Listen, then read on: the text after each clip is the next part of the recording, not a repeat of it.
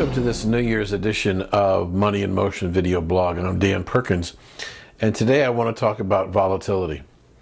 As I met with clients over the last couple of months, we've been having this discussion about volatility of assets versus income. It's an important distinction, and a distinction enough that I felt it was important to talk about it in a blog. I have clients who are living off the income that the investments are producing.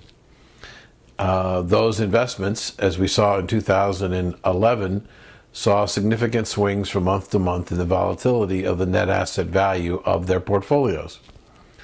What I basically said to them is we have two choices. We can stay where we are, and we can have our money go up and down each month, depending upon market conditions or what happens in Europe or Asia or a tsunami or earthquake or whatever.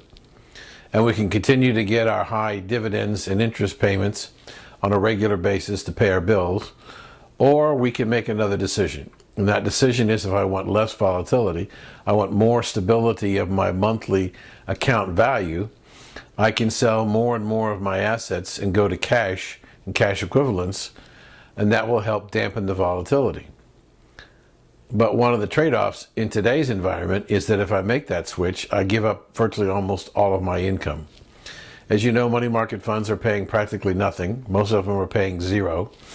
90-day certificates of deposits on a national basis are paying about 33 basis points.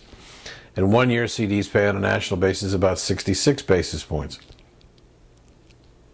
It's kind of hard to eat and pay your bills based on 33 basis points or zero, which means that people who are more concerned about volatility and less about income, who have income needs, are going to wind up liquidating principal in order to pay their bills.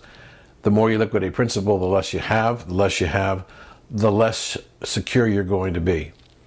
So understanding that even fixed income investments have volatility, they generally have less volatility than pure equity investments. You know, philosophically, I believe in getting paid while you wait. And owning investments that pay regular, predictable income is a way to deal with difficult times, to make sure that your standard of living is maintained. One of the things I heard consistently as I talked to my clients over the last 60 days, they look back at 2008 and 2009, one of the most difficult times probably in their lives, investing in the markets, and they got their monthly checks. Their standard of living didn't change. Perhaps their portfolio went down in value and then recovered, but what happened was they were able to live and not change their standard of living.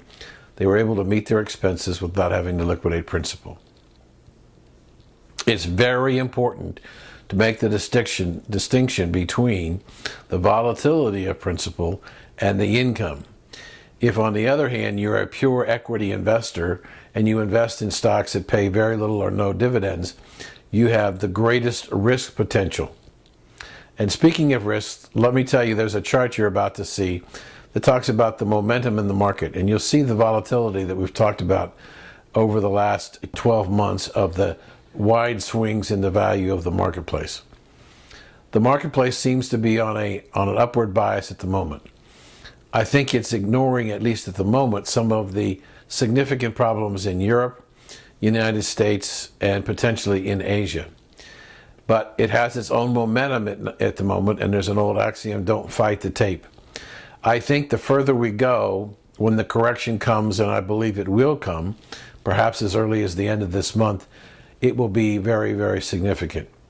Which means the people who have been riding the coattails of this bull market since the beginning of the year are likely to see some significant decline in the value of their portfolios come the end of January or early February.